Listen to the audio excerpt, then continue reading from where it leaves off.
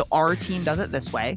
We do daily huddles, we do weekly team meetings, we do role plays, we do coaching calls. Like we have all of these things that we have set out. And that's not necessarily the right framework for everyone. I wanted to start a team, so I started a team. And I did that because basically like, hey, here's this framework. And if you hire an agents and you take 50% of their deals, like look at how much money you can make when you have 10 agents. And then you realize,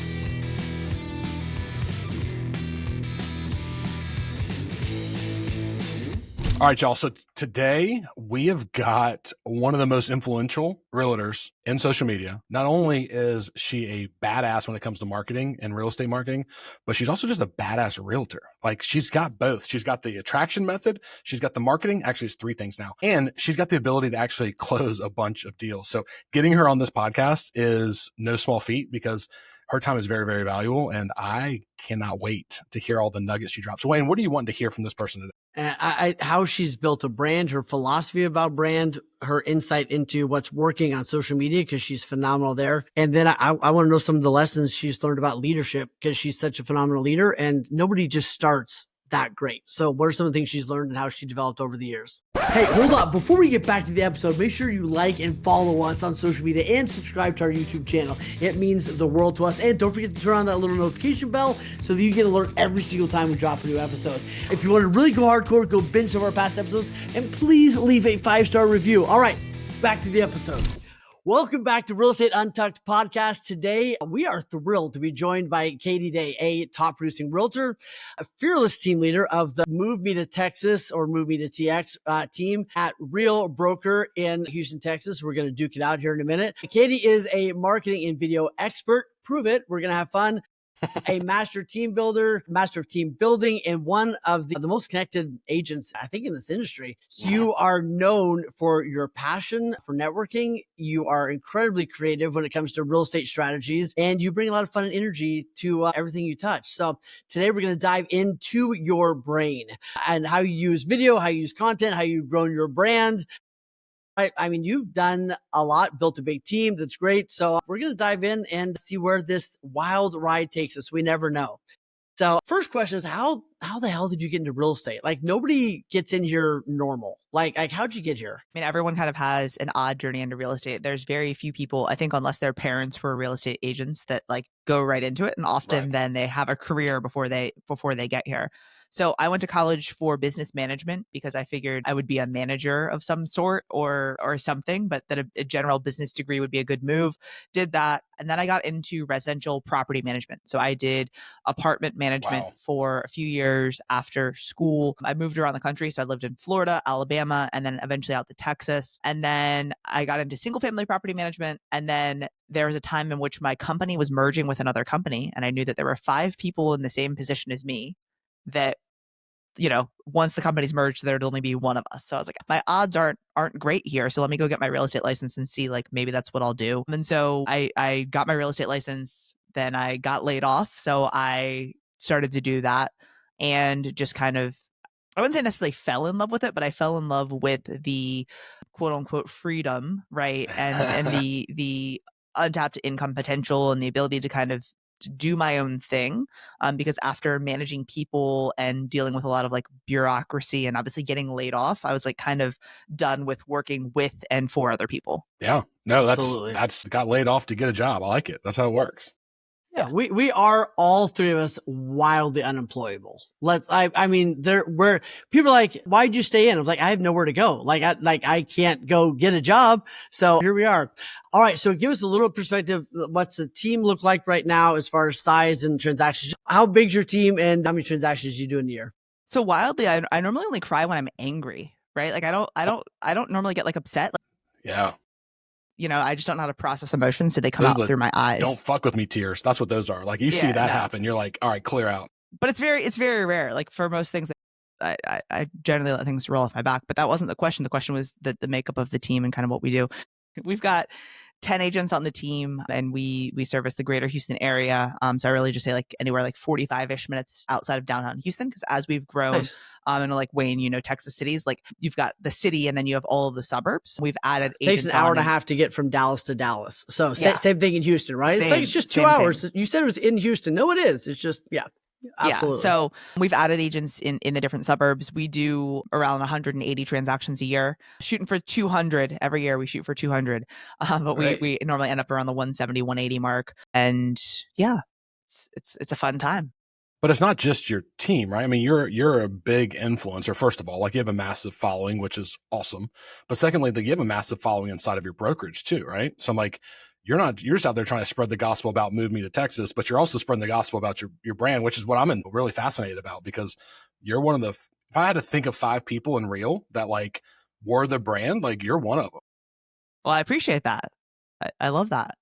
Yeah. Yeah. No, Well, I mean, no, go ahead. I'll shut up. what were you going to say? I was like, your marketing, like, it's not just you. Obviously, you're a good human and you you like to attract people, like you usually talk to, but like your marketing is authentic and real. And it's like, it's easy to want to be around you because you're transparent through what you're doing. So I don't think it's a mistake that it's happening that way. I think it's by purpose. I appreciate that. We put a lot of time and money into video marketing and social media and things like that. So yeah, I appreciate that. So here's what I'd love to know. What's your philosophy around branding and what's working right now? So I think the biggest thing with as far as philosophy or branding is being consistent. And so that kind of boils down to a few different things. Like consistency, one, in just like showing up regularly. So whether that's on stories or posting, on Instagram or Facebook, it's being consistent in posting. There's so many people that do a 30-day video challenge and they crush it for 30 days and then disappear after 30 days and you never see them again, right? And so, whether that's saying, hey, I'm going to do 2 posts per week and a story every day, or I'm going to do a story every day, or whatever the thing is, being consistent in that. And then consistency as far as branding, I think, goes a little bit deeper in that you need to have a consistent brand. So like your username should be the same, your logo and colors and branding and fonts should be similar or the same across all platforms. Your bio should be similar across all platforms. Like if you search me and see me on different things, like it should look the same, right? And I see too many people that it's like you get onto their Instagram and they have a different picture than they have on their LinkedIn, and they have a different picture on their Facebook, and then their TikTok's a whole different, username and image, and it should be the same and cohesive across all platforms, which I think matters a little bit less. Like the first thing is you just need content. Like too many people spend 45 days trying to come up with the best logo ever. And like, that doesn't really matter. But like, once you have it, it needs to be the same across everything.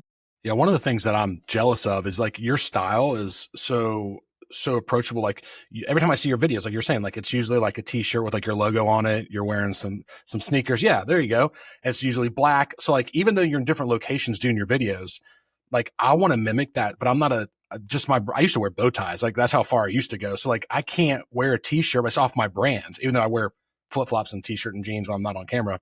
So I always have to try and figure out how I can be like you and be consistent, but I can't wear the same shirt. So I'm very jealous of how you've created your brand that's fun and laid back, but yet still professional, where I try and mimic that and I look like a big fat white guy. So it works out.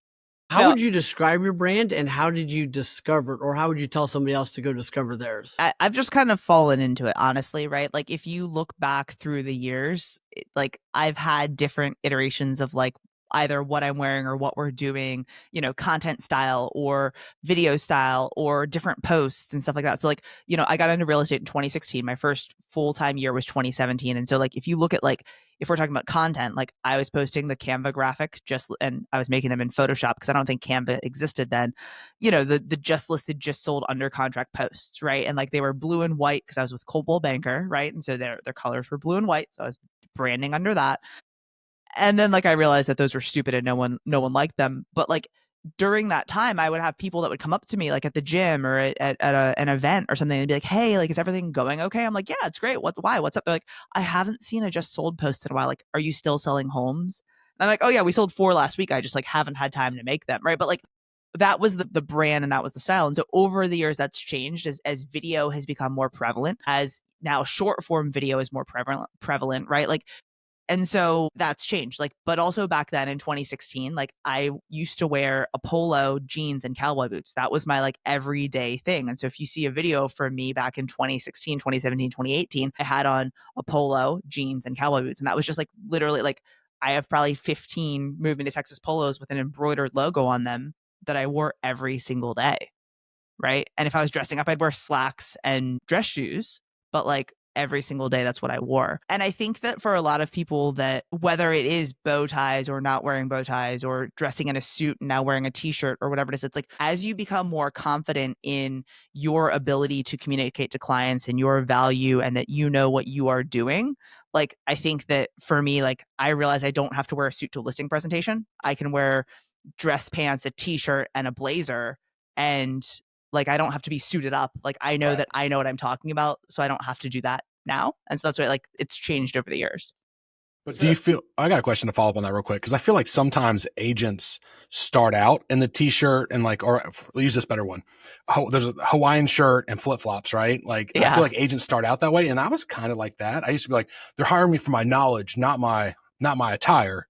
But like, I feel like you have to earn the right to kind of scale it back a little bit. Do you kind of agree with that, or do you have a different opinion?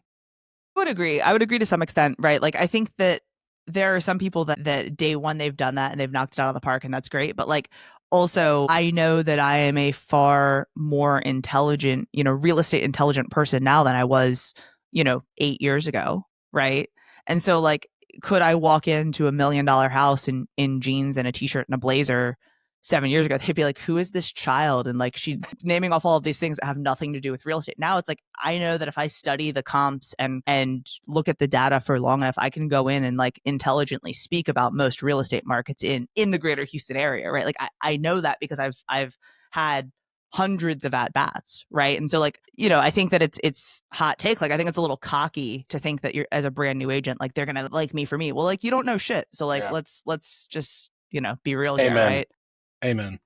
How is your social? I'm assuming here that like you kind of get bored with doing the same stuff over and over again. So have you morphed creativity and your transparency, like with a new kind of flavor to your marketing tactics? So, I mean, when you're creating a ton of content, it does get boring. And I think that's something that you have to push through, right? And continue to do it even when it is boring, because like, again, back to the consistency thing, like you have to execute it. I've been saying lately, like at a violent level in order to be successful. Like you can't dabble and do one post a week and think that like social media is going to be something that's going to generate brand awareness and referrals and direct business, right? It's just not going to happen. And so I think that part of it is you have to just push through that boringness and that the mundane part of it, to know that like the more that I put out, the bigger my brand will be, the more brand awareness I'll have, and the more business I'll get. But then also like you have to pay attention to like what the trends are. And so back in 2022, like I could talk directly to the camera in a vertical video style thing, and it would get tens of thousands or more views on every single video. And I could be talking about earnest money, or I could be talking about like just really silly things that like consumers don't really care about. Like I was getting, consumers TMing me from it. Right. But now that like a lot of people are doing that, I've had to pivot and like try new things and do new videos and like be okay with posting a video and it not getting that many views, because like today on Instagram, like shares and saves are what we want. And so like I've had some videos where it's like, it has 200 views and I feel like a dummy, but then it has 100 plus saves and shares. And I'm like, oh, okay, well, people may not be like actually, commenting on this or liking it, but they're sharing it and saving it and doing the things that like actually matter. And so like taking the ego out of it is another thing. So yeah, I mean, I think you have to push through the boring and then just like see what's performing, not necessarily in like the real estate bubble, but like also in other industries too. Right. Yeah, that's a great point. Great point. Two things. One is, if I heard you correctly, like in order to find your brand, part of it is just at bats. Like if I heard you correctly, like it's part of like, just go do the thing. And then you got to you can't have a perfect brand day one, especially if you're brand new. Like it takes a minute, right? But it really is at bats. And my favorite thing you've said so far is the consistency. I think consistency is the new sexy. I think people are like, oh, what can I do to stand out? Like do the thing no one else is doing, which is be consistent. That's the thing. I am curious though, like when you tell your agents to stay on brand, or you have a conversation, something like that, like how would you articulate that to them? Or do they just get it by hanging out long enough? So just clarifying questions around that, right? Like, do you mean on brand as far as what? Your brand. like for when they're posting on social or Sure, for yeah. when they're Yeah, on social. So I'll take this in two different directions. One is that I don't think that most people, especially agents on my team, but most people like aren't posting enough for me to be concerned with them being on or off brand because and I mean, they're probably also not listening to this, right? But like most of them aren't doing a ton, right? And so like a lot of their content is good. And like what I'll do is I try to celebrate them when they are doing content, but then also give them tips for, hey, like next time when you do this, try adding this in or try this hook or try, insert thing here, but like that's kind of one of the sides of things. And then two is like leading by example and helping them to create. And so like right now, something that I've been doing a lot of is like the green screen style video where you're just talking in the office. So like right before I got on this, I was editing a video because there's a new bar that's opening up next year, right? And so it's the first bar that's opening in like this new development that's been like being talked about. So it's like, I need to get this done. But like, if that were in a neighborhood where one of my agents would live, I would send that and be like, hey, Wayne, shoot this script and send it back to me. And so some of it's just like you helping them along with content. Like I think that team leaders frequently are like, I don't understand why no one wants to do this. And it's like, well, one, like, that most people are never going to be as consistent as you or, operate at the level you do. So it's like, you can't expect them to do all of the things, right? That's like part of the reason why people are on teams. But like, so part of what I do is I try to help them to create more content. So whether that's scheduling them time with a videographer or encouraging them to be in their property videos or giving them a full script to be like, turn your camera on and read this. Like those are things that we try to do to encourage them to be on camera. And then like I'm posting the videos, like, so they shoot it, they send it back to me, we edit it, and then it goes on social and they're added as a collaborator, right? So it shows on their feed and everything, as opposed to just being like, you need to shoot more content, Wayne, because like that probably won't happen if there's no direction with it. So good. So a couple questions since we're on the social kick for a minute. How much time do you think you put in? Because people out there are probably going, all she does is probably influencing. That's probably all, like her whole week. But in reality, to get to your level of notoriety and, influencer status, if you will, for lack of a better term, how much time per week do you think you're putting into your social media development? Yeah. So as of right now, like I'm still in production in real estate. And so about 20-ish% of my time is spent actually, selling real estate and dealing with clients and everything like that. Like I don't actively prospect for new business. Like I maintain my business and maintain my database and everything, but like I'm not out there like calling expireds. But 20% of my time is like the real estate business. About 20% of my time is team business, right? And like doing calls and team calls and role play and script practice, one-on-ones and stuff like that. And then I would say 30-ish% is around the like real and helping, my network and my people and everything like that. And so if that's 20 plus 20 plus 37, and then I would say 30-ish% is like kind of the content creation side and, sourcing content, shooting content and everything like that. I think that adds up to be 100. Yeah, that's close enough for our math. Yeah, give or take. So, but that's also your lead gen. I would assume you get a good, healthy amount of leads from your social. Yeah. So we have some that's like, agent referrals, client referrals and everything like that, right? So it's brand awareness and staying top of mind and everything. And then, also direct business from social as well. But yeah, I mean, it comes in from Instagram and YouTube and, various video sources. So that amount of time you're putting in is making money. So it's not like you're just, screwing around on camera, like you're doing it as a business development opportunity.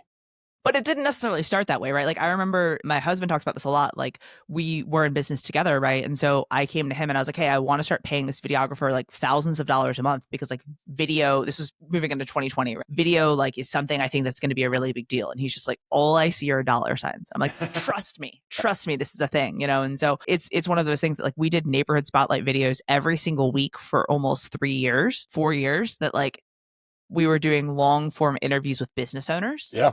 Right. And like there were many videos that like people from those businesses, like it was a gym. So like a gym patron emails me and, hey, I just saw your video with our gym owner. We need to sell our house. Right. And so there was some of that. But there's also the just like, hey, when you're out and someone has on a Moving to Texas shirt, they're like, oh, hey, like I know you guys. What's up?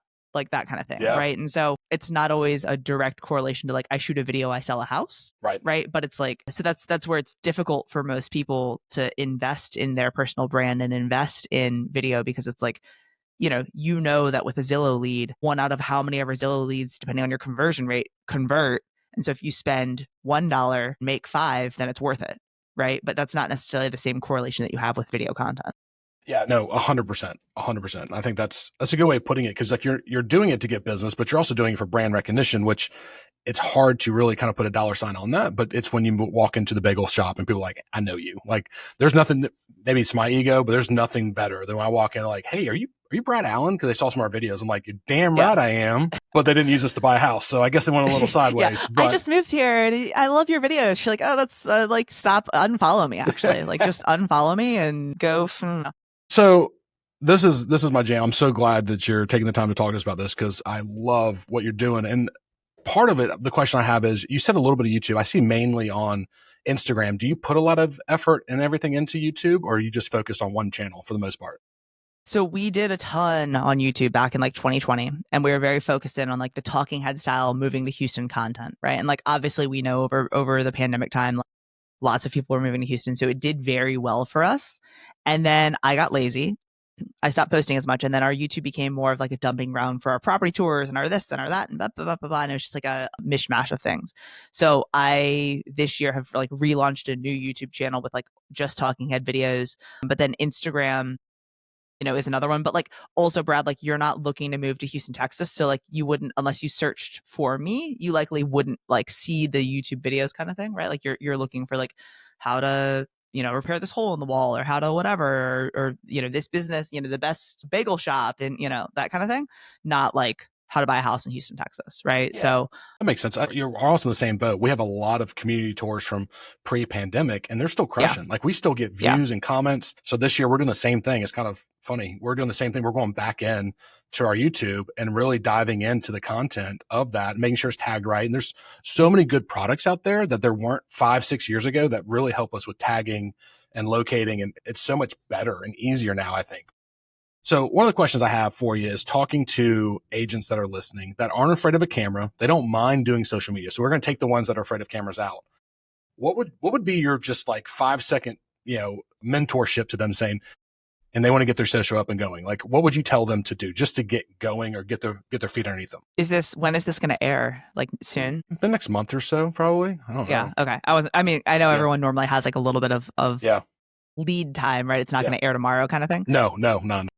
So, the biggest thing that's working right now on social media is like simply reporting the local news and reporting on what's going on in the news. Because like, chances are the first thing that you look at in the morning is your cell phone, right? Like, you don't go like grab the paper off the driveway and read the paper and drink your coffee. Like, people are flipping through their phone in bed before they get out of bed. And that's often how most people are consuming the news. And so something that I've been doing since December is simply reporting the local news. Like I just said, like, there's a beer garden that's opening here in Houston that I was like, oh, like this is big because it's the first major tenant that's been announced for this thing. So I need to get this out today. So I shot the video before I got on this, and I'm going to post it after this call. And, I basically, over the past 5 months, just under 5 months, have, on this channel, like, we have 18,000 followers, 4.5 million views in the last 30 days. And we've started to do like real estate related content to where it's like, DM me if you want more information on this community. DM me if you want, if you're planning on moving this year. DM me if you want the list of all of the houses for sale in this subdivision. And like, we're starting to like transition it into, real estate world. But like, the amount of views that we're getting on this content is so significant. And it's like, I would argue that even if you are a Ken Posick or you are someone who's been dominating, like, not enough people know you, right? And so how can you get more people to know you? Reporting the local news. That's great. Fantastic. Yeah. And I agree. I think the biggest enemy is obscurity. Like, not enough people know that. It's interesting. You ask people like, what are you doing? They're like, oh, I sell real estate. It's like, they don't understand that's like what they get to do for fun. Their real job is marketing and branding, right? Like, and staying top of mind with their people. Like, the fun part is helping somebody get a house, right? Like the first part of that most of them don't really get their head around is that piece of it. I would love to know, and then I want to move on to some of the other things, but I would love to know top several hacks for social, like what's worked really well or what's working really well for social. Is it like, what are 2 or 3 hacks you guys have figured out that you can share with everybody else? And or like, I'd love to know that. And I'd love to know the worst mistake you ever made on social. So the one is, I think, the reporting local news. Like, I think it's underutilized, but Absolutely. I think the biggest thing that I think people are missing is that they don't know who they're talking to on social, right? Yeah. And so I think that you need to clearly define who you are speaking to, because when you try to speak to everyone, it doesn't really resonate with anyone, right? And so I would argue that everyone out there has their ideal client that they would prefer to work with. Like when you look at your client roster of every client that you've ever worked with, like you can put them into buckets of like the people I loved working with, the people that I liked, and the people that I hated, right? Like when you're going through your follow-ups, it's always funny. Like, we actually went through this with the team, and like we have like our top 50, each agent has their top 50, and we invite them to all of our client events. And so they were like, we were talking about making phone calls to them. And they were like, I just really don't want to call Brad. Like, I don't want him to come to the event. I don't say, Nobody wants to call Brad. That's understandable. I know. That one I get. That one's a pass. Yeah. And you should have heard what they said about Wayne, but like, so they didn't want to call him. And I'm like, then why? I was already in the DMs. Keep going. And I'm like, then why is he on the list? Right. Like, and so, there's definitely things about clients that you worked with that like you can say, oh, hey, this is actually my ideal client, right? It's a young family with kids under the age of 5, or it's empty nesters that are downsizing, or it's, that young couple that's just about to have their first kid, or like you can look through your people and see kind of like who are the best people for you to help. And whenever we talk about niches, people always talk about like, oh, this is the location of town that I want to work in.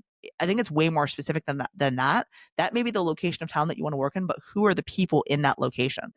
And so I think that the biggest mistake that people are making, and they're not realizing, is like they don't know who they're talking to. And so figuring out who your audience is and who you should be talking to is number one before you start making more content, because the content will resonate so much better if you're talking to a specific person. Before we get into leadership, what's the biggest business mistake you've made? I mean, this is untucked. So we like to just go into all the fuckery. Biggest mistake you made, what is it? I think this is actually a really good segue, because I think that the biggest mistake that I made in the beginning was doing things because everyone else was doing them, as opposed to kind of defining what like I wanted my business to look like, right? And so I got into real estate full-time in 2017. I was, very busy with my own business. And then like I wanted to start a team. So I started a team, and I did that because basically like, hey, here's this framework. And if you hire an agents and that you take 50% of their deals, like look at how much money you can make when you have 10 agents. And you're like, okay, this is amazing. Let's do it. And then you realize that there are so many things that come with doing that, right? Like you need admin staff, and you need tools and systems and all of these things. And like I didn't necessarily have all of that built out. And like, I do truly believe that everything happens in the way that it should, and things happen, that you may not get today, but like a year from now, you're like, oh, like I get why I had that lesson. But like, would I do things the same if I could start back over and go back to 2017? No, probably not. Right. Like I have so many lessons now. Right. But like, I definitely built a team because I was like, oh, this is what everyone else is doing, and this is how I leverage my time. And like, was that the right path?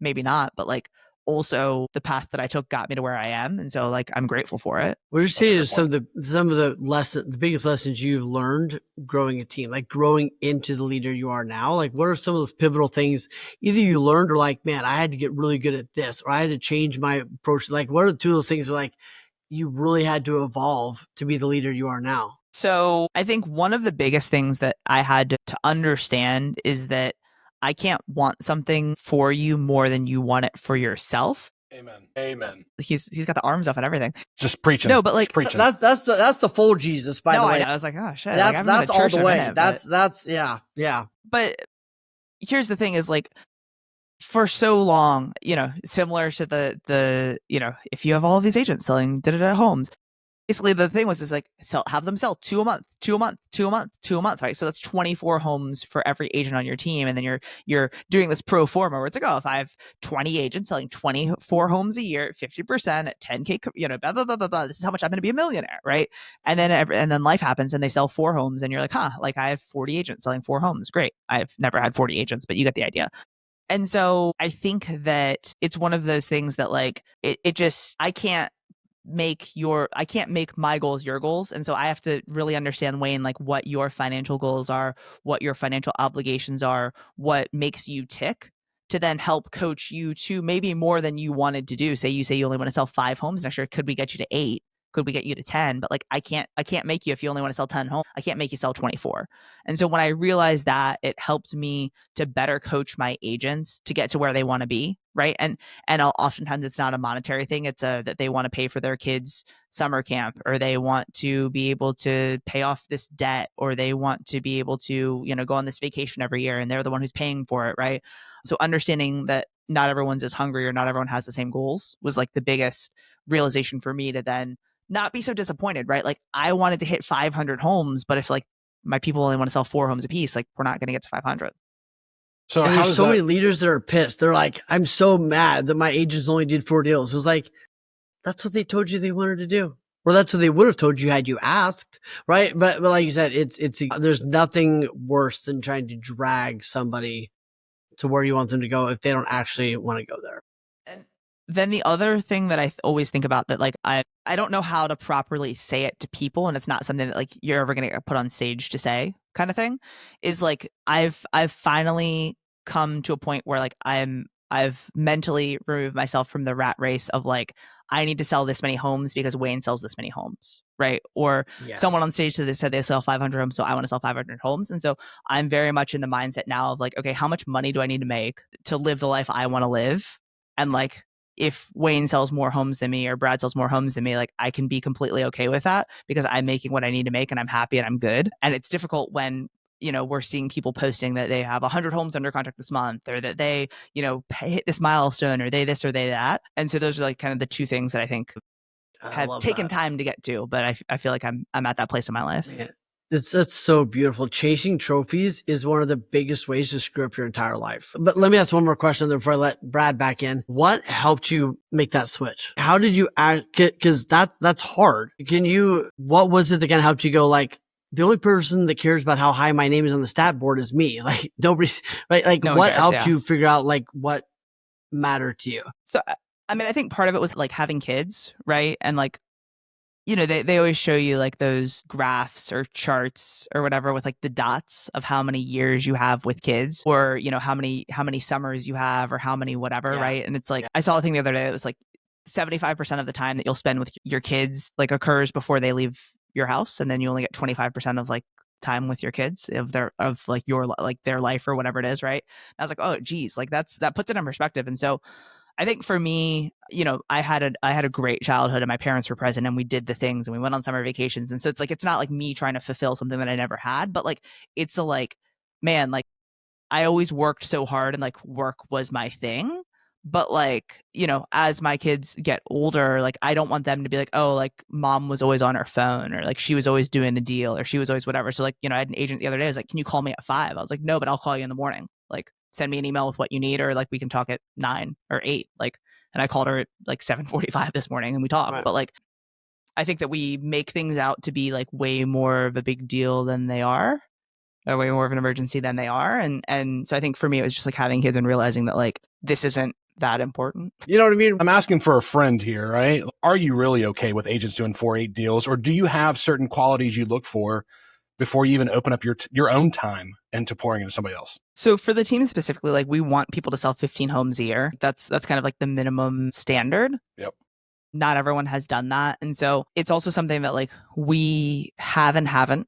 Sometimes we do a better job of it, of like, if someone's not meeting that standard, then being like, hey, like this isn't the right fit. And so what I love is when I mean, obviously I would love for them to be successful here, but like we've had some agents where it's like, hey, it just didn't necessarily work out, right? Like they didn't want to come into the office and they didn't want to this and they didn't want to that. So we're like, hey, like it seems like we're in different spots in our lives. So like maybe it's best that you explore doing real estate on your own. And, then they do. Like I can think of one specifically that's like crushing it now on another team that's a local team to her area where she lives. And I'm like, I love to see it. Like every time she posts a just listed or just sold, or that she's going to a listing appointment, I'm like cheering her on, right? And so I think that like I know that if people follow the instructions on what I say you should do, that you can sell, 15 plus, 20 plus homes a year, but not everyone's going to execute it at the level that they need to. But there's also 1,000 other ways in which they can do real estate, right? And so our team does it this way. We do daily huddles, we do weekly team meetings, we do role plays, we do coaching calls. Like we have all of these things that we have set out. And that's not necessarily the right framework for everyone, right? Because like they may be in different stages of their lives or have other obligations that don't allow them to be as present with what we do. And that's completely fine. And so, yeah, I mean, I think that it's holding people to that standard. and then also holding people to the cultural standard, right? So there's like the two things, right? Like people may crush and sell a ton of homes, but if they're a complete asshole, not like our asshole, but a asshole, like then, it also is something that you kind of need to cut out, because that just kind of eats at the culture of everyone. For sure. Yeah, I was just curious because you're protective of your time because you've got kids, you've got a family, you've got your own business. So if people like to give up more of their time to not lost causes, but just people that aren't worth that time. So just curious. Wayne, go ahead, man. I know you got something. What's in your little, magic 8 ball? Back to pottery. So I'm actually going to a pottery place tomorrow. I'll let you guys know. Are you really? Goes, yeah. I haven't done it yet. We paint pottery. I do it with my daughter as well, but I actually haven't done pottery. So I don't know what we're doing, but like apparently we just celebrated our 9th wedding anniversary, and so like 9 years is pottery or something. I don't know. My husband said that it's like the traditional gift is pottery, and so we're gonna go to like some pottery place with our kid and like paint a coffee mug that it's going to sit in the back of. That sounds amazing. I want to see pictures and video. Absolutely. Okay. So I did have one question going to what caused you to move to Real, and what's been your best attraction method for that? Right. You're Real. I'm at EXP. Like, I think those two are so aligned in like, there's a better way for agents in general, right? Yeah. One of my clients just decided to go to Real, and I was like, that's freaking awesome, right? I wish she would have come here, but she went there because of where she's at, what she's going through. But what led you to make the move, and what's been your best attraction process or way of going about it? So we made the move back in 2021 from a more legacy, old school type brick and mortar brokerage to Real. And so we were approached by a team actually at EXP to potentially switch over. And I'm the type of person that like, when it's time to make a decision, like buying a car, when it's time to buy a car, I look up the cars that I like, and then I look up the prices. And so if say the price of the car is $20,000, if it's somewhere between $18,000 and $20,000, I'll walk in, buy it, and leave. Right? Like, cool. It's the price that it should be. It's the color that I want it to be. It doesn't have many miles on it, whatever. So like, I'll buy it. Right. My husband's the type of person that he's going to look on Consumer Reports. He's going to read all the reviews. He's going to read the reviews of the dealerships. He's going to go to 3 different dealerships, test drive 2. 6 years later. Yeah, exactly. Yeah. Yes. Painful. I wish I had a little bit of that in me, by the way. Just not all the way, but a tiny bit. And that's why we're a good and bad fit for each other. Right. And yes. I approached him and I said, hey, like, we're in a contract with our brokerage, but I think we should break that and go to EXP. And he's like, that, first of all, is a terrible idea financially. Second of all, like, tell me why. And so that then led to us interviewing like 5 different brokerages, like old school, new school, like EXP, Compass, Better Homes and Gardens, Remax, like all of the brokerages. Right. And then like, as we're going through all of this, I was like, if we don't explore Real, like that would be, I think, bad, because like they're kind of up and coming right now. They had recently switched their financial and compensation model to include, like all of the things that we have now. And I was like, it's similar to EXP, but I don't really know the differences. So like, I think we should explore it, because if we don't, I think I would always look back on this and be like, absolutely, we should have at least thought about it. And so we did. And I talked to some of my friends, and then like, it's probably still 6 more months later, we pulled the trigger and made the move. And I think it's important to know about everything that's out there, right? And I always give Brad a hard time, but one of the things I love about Brad is he's not afraid to explore and go like, I might not have the best thing, right? And he goes, hey, if I'm recruiting, I at least owe it to everybody I'm working with to know what everything is that's out there, right? And so I love that. By the way, I saw today that KW, send the hate mail, KW finally got access to Canva. So, right, welcome to 2018. So no offense, Wayne. No offense. A little bit. I love you. I miss you. Send hate mail because I love to hear from you. 2020 is coming, so you should all stock up on toilet paper. Like, it's going to be a rough couple years. But anyway, I love my KW fame. I like to give them a hard time. But welcome to Canva. But also, so rewind. EXP announced Canva last fall, and it was like the best. You know what? It was so long ago. In real estate years, that's like a decade. Well, but also I just like brokerages as a whole. I'm like, if you are now implementing this tool that everyone's paying $5 a month for, like, and this is your cutting edge thing, like let's all step it up, right? Like, so I laughed a little bit when I saw that announcement, because I was like, okay, like what's the new thing? What's the next thing that you could be looking at for your people? And that's something I was talking about the other day with like on a panel I was on, and I was just like, if your brokerage isn't forward thinking on like what's the next thing, like Canva's great, and like I would love like, hey Tamir, like I would love to save $20 a month. Like help us out here and sign an enterprise deal, bro. But like, also like, what's the next thing that they could be doing? Because like a lot of brokerages like give zero F's about AI. They don't care about trying to make things more efficient. Like they're not teaching their agents about ChatGPT. Like there are so many just things they're that they throwing should the be. term AI on something and calling, and it's like, I get pitched all the time by people like, oh, and we added AI. And I'm like, I actually know what I'm talking about. Like, you're an idiot. You know what I Yeah. mean? Like, they're just throwing the word around. But I totally agree. And there's so much that is in the future that's coming that if you're not way ahead of that, you're so far behind because of how fast it's coming. Every brokerage should be teaching their agents and giving them their own personal AI assistant. Every brokerage should be saying, here's how you do this. Here's your new assistant, right? Through ChatGPT. Every brokerage should be doing like all these. Well, hold on. I got to call out something. Not neither of y'all, but when does it get too crazy? I saw a flyer for a company that we all know that I won't call out, but it's about 10 levels lower than everybody. They give free veterinary care. They have free health insurance. They have car washes. Dude, that's so epic. That's amazing. They're doing that.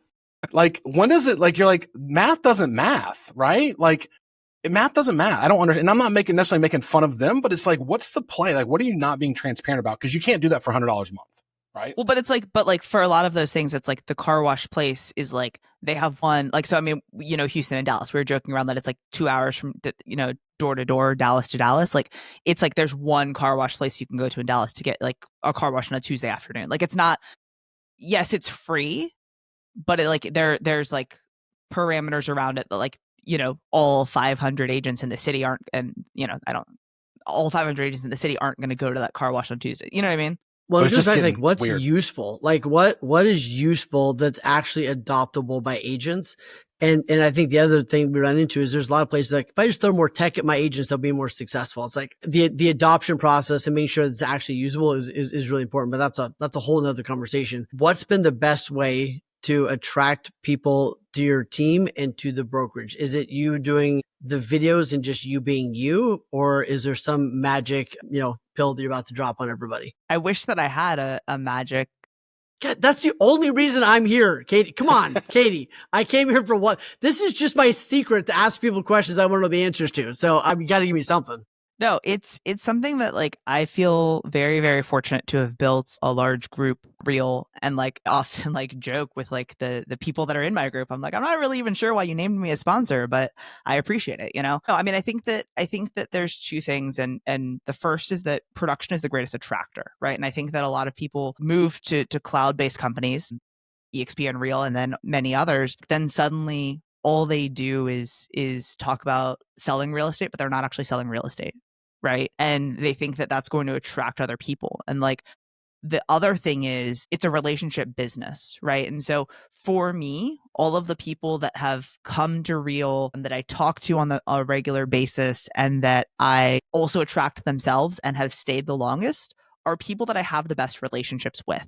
Right. And so like, absolutely, yeah. When I get a random DM from someone I've never met before, that's like, hey, can we talk about Real? We can talk about Real, and they may join. But like the ones that are most successful like that are the ones that then like really dig in, and they show up to in-person meetups when we have them, and they show up to virtual trainings when we have them, and they show up for calls, and they pour in, right? And work to build that relationship. And it's not just like me reaching out over and over and over again. Because then there's the people that like when I text them about an online training, it's like I look back at our text message history and it's like all blue. It's all me. Like, hey, here's this. Hey, Wayne, not sure if you're around on this day, but hey, if you're available on this day. And it's like they're not pouring in. And so like, and here's the thing is like a cloud-based brokerage isn't necessarily for everyone, but like I also think that like, we're kind of joking around about other brokerages. I think that people put too much stock in their brokerage. Like not literal stock, but like that this is what's going to make or break me. Or if I move to this other brokerage, I'm going to sell more houses. Like, I think that like when you focus in on your brand and you focus in on, really improving your client experience for your clients, like that's when you're going to win. And 100%. You can do that at Real or at EXP or at Compass or at Coldwell Banker or at Century 21 or wherever. Absolutely. Right. And so, I think that the relationships are the biggest thing for attraction, not creating content, not, making videos or whatever it may be. So good. Okay, I got a couple rapid fire questions, and then I'm going to let Brad ask what he wants. Okay, coffee or energy drinks? Energy drinks. Amen. Well, both. All right. Do you use too many emojis or not enough emojis in your texts? I don't. No, No, I use like Oh, 2 no. emojis. Opportunity.